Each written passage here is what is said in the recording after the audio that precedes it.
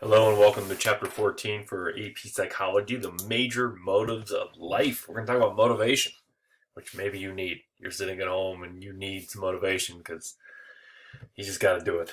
Got a picture here of a guy running and there's a carrot and a baseball bat. You're probably wondering what's going on. And this is the idea of motivation. Are you running towards a reward, a carrot, or are you running from a punishment, a stick? And so, there's some things, people that have been said. There's the old saying, spare the rod, spoil the child, which people think comes from Proverbs chapter 13. Not true. It's actually from a 17th century poem. The actual thing from the Bible was, he that spareth the rod hateth his child. Basically, that you need to have a little discipline in your life to show love. So we're going to get into the motivations of life. First section here, we're doing the social animal, the motives to love. We're going to talk about love today. Love it. Motivation and emotion, which is our argument here, we're doing here, they're combined. They're related. They come from the Latin root meaning of the word to move. Basically, the emotions move us inside. Motivation moves us to do things outside. Motivation, the book definition, is the inferred process within an animal or a person which causes that organism to move toward a goal or away from an unpleasant situation. It's why you do things. There's four central areas of human motivation. So not looking at the animal kingdom, but we do share some of these with the animal kingdom.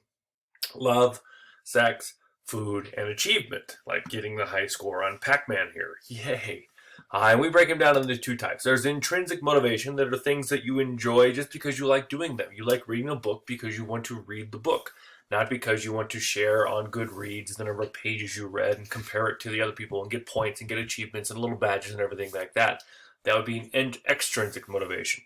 You like to go out and, fish because you just enjoy being outside. You love the serenity of the river and the trees and the wind, and you catch the fish and you put it back. And you're not posting on Instagram for how big your fish is or telling me stories of how big your fish is. Extrinsic motivation, the pursuit of a goal for an external reward. For a prize, for a sticker, for, cash, money. So we're going to get into the big question. The big question here, which we're going to steal from Night at the Roxbury.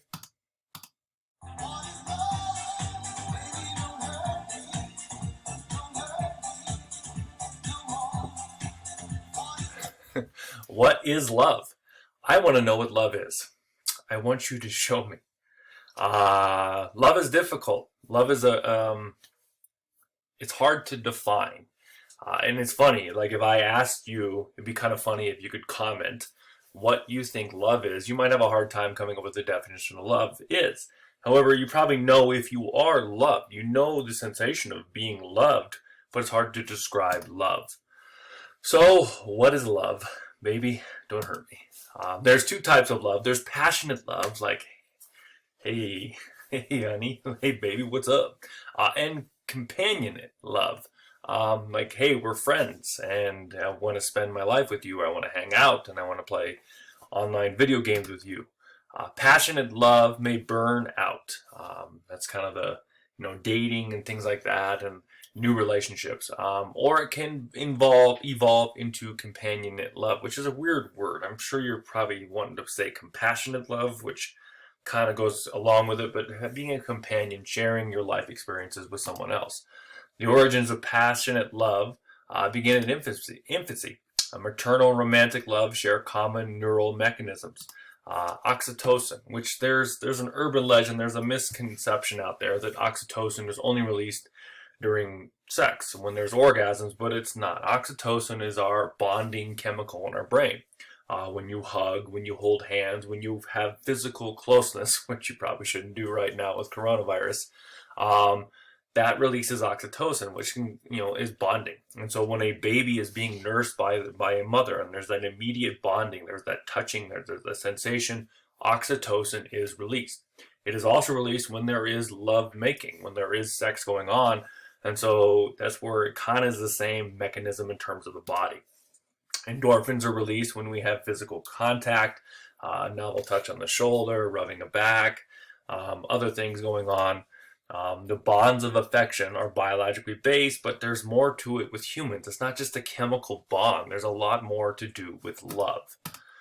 So the first predictor of who you love, so who you're going to fall in love with, is proximity. Chances are, studies say that you live 50 miles within the person you're going to spend your life with, if you choose to do so.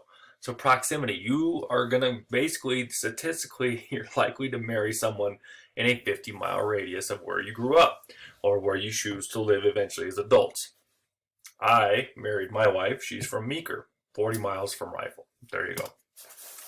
The next predictor is similarity. The old adage that opposites attract, sometimes it works, but most likely people marry someone similar in background, similar in socioeconomic background, ethnicity, religion, cultural things. They all come into play. So most likely, if we're going to look at statistically and analyze it, and there's always exceptions, the person you're going to fall in love with is close to you, and they're similar to you. So the attachment theory of love, and so if you go a little bit further back, how you love in adulthood kind of goes back to your childhood. Kind of going almost psychodynamic here. Philip Shaver and Cindy Hazeman studied how we love, and they found that there's three basic styles, largely that basically how you were raised. There's secure, when you grow up and you have a loving relationship. So you have warm, close relationships. We're not talking about intimacy. We're not talking about, showing physical aspects of love, but it's just a warm, close, intimate relationship with your parents or your caregivers. You're secure in love. And so then you will show that kind of same love to your loved ones as you get older and as you choose a partner in life. Anxious are people that grew up with ambivalent parents. Sometimes they're loving, sometimes they're abusive, sometimes they're neglectful, sometimes they're happy, they're sad, they're all over the place, they're not sure, and so they're kind of anxious, they're not really sure, they're always wanting to know, is this going to be a good relationship? Is he cheating on me? Is she not like me anymore? You name it. Avoidant is when people see parents in negative terms. When you have parents that just didn't care, they didn't do much, that they were absent, then these people have a hard time being in love. And it's not a death sentence. It's not like that you can't overcome it, but they have a difficulty in terms of they grew up in an avoidant household, and so loving for them is going to be more challenging. A person's own temperament also plays into their attachment style, so your own personality. There's a lot of things that come to the plate when it comes to love. So the ingredients of love. First, you need a mixture of romantic passion. We're talking about love, the big L, not, like I love my dog. That's cute. That's companionate love. Intimacy and commitment. All those things are the recipe for long-term love.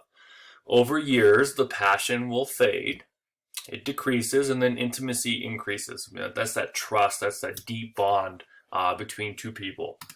Passion is based on emotion, which is generated by novelty and change.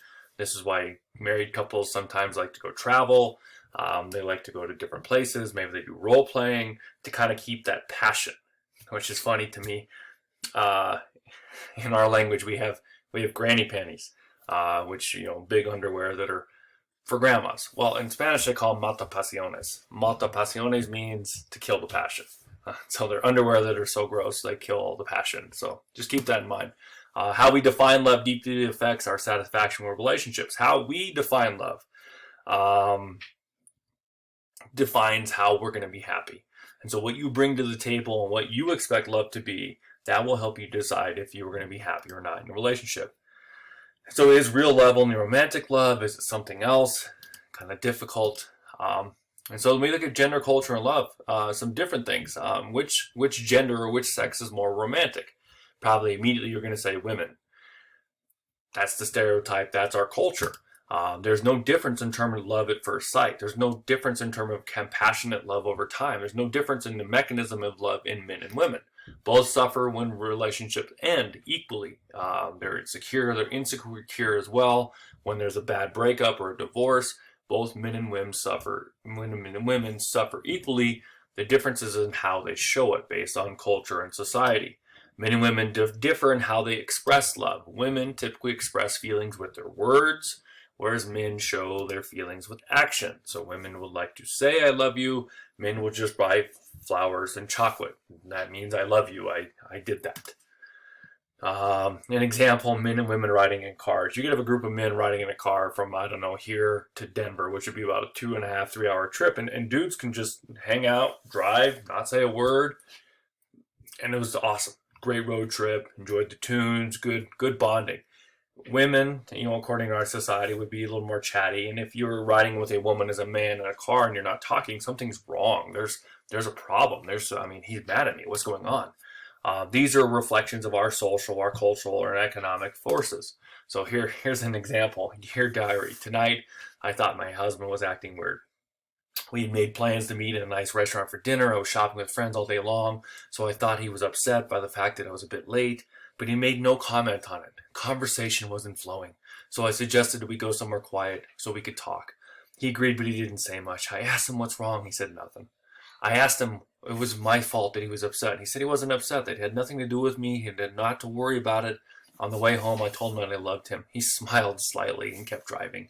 I can't explain this behavior. I don't know why he didn't say I love you too. When we got home, I felt as if I had lost him completely, as if he wanted nothing to do with me anymore. He just sat there quietly and watched TV. He continued to seem distant and absent. Finally, with the silence all around us, I decided to go to bed.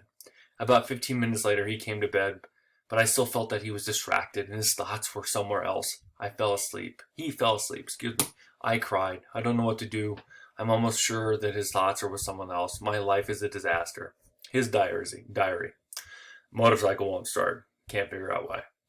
Here's another one. There it is. We just had sex. All day, not a word, not a smile, no feelings. He doesn't love me anymore. He's seen someone else. Am I getting too old and ugly for him? Maybe I'm fat. Maybe I'll kill myself. No, better, I'll kill him. He.